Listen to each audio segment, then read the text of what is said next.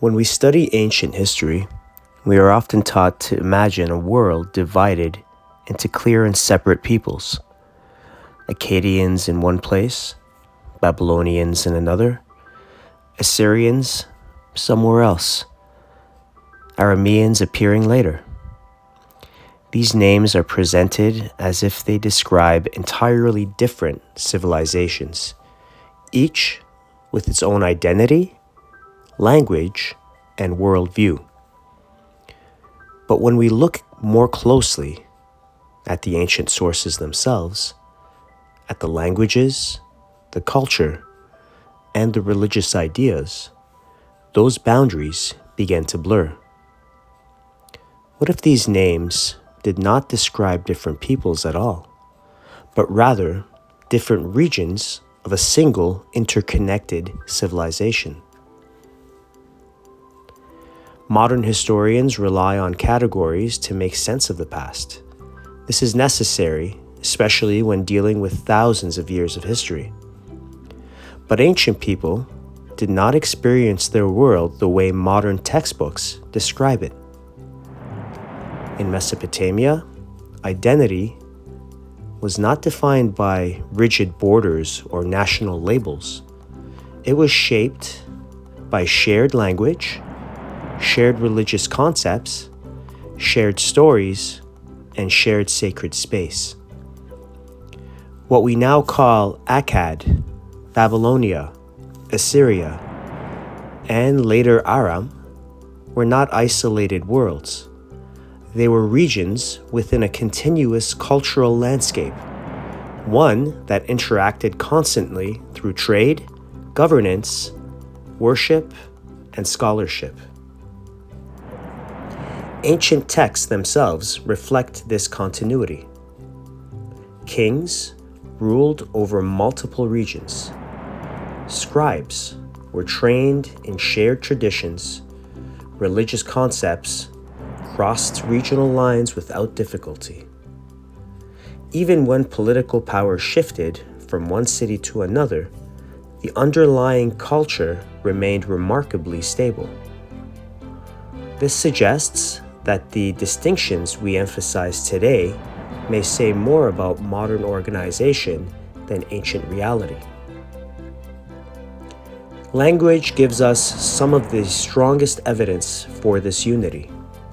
Scholars often classify Akkadian, Old Assyrian, Babylonian, and Aramaic as separate languages. But structurally, they are deeply related. They share grammatical systems, root patterns, religious vocabulary, and conceptual frameworks. To the people who spoke them, these were not foreign tongues. They were variations of a shared linguistic world, much like dialects across a large region today. Language evolved, yes. Regional features developed, yes. But evolution is not separation. Continuity remained the dominant reality.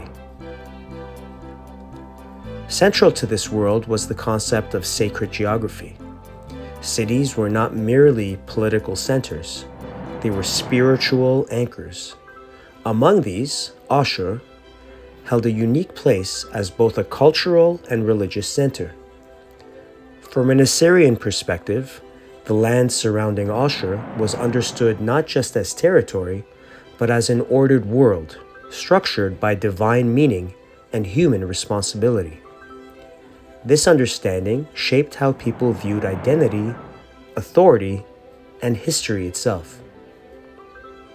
From an Assyrian point of view, the idea of continuity across these regions is not a modern theory.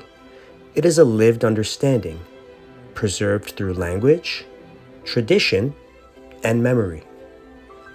What later scholars categorized as separate civilizations were, in practice, interconnected expressions of a single civilizational stream. Recentered, this perspective does not erase diversity, it restores coherence.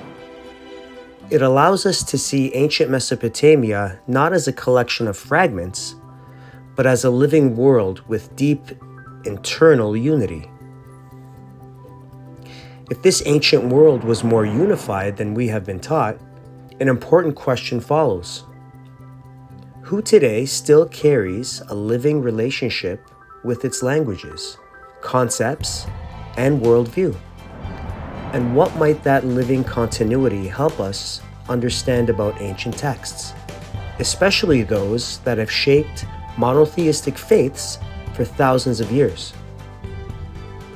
In the next episode, we'll explore why Assyrian voices are essential to understanding biblical language and what has been lost by excluding them.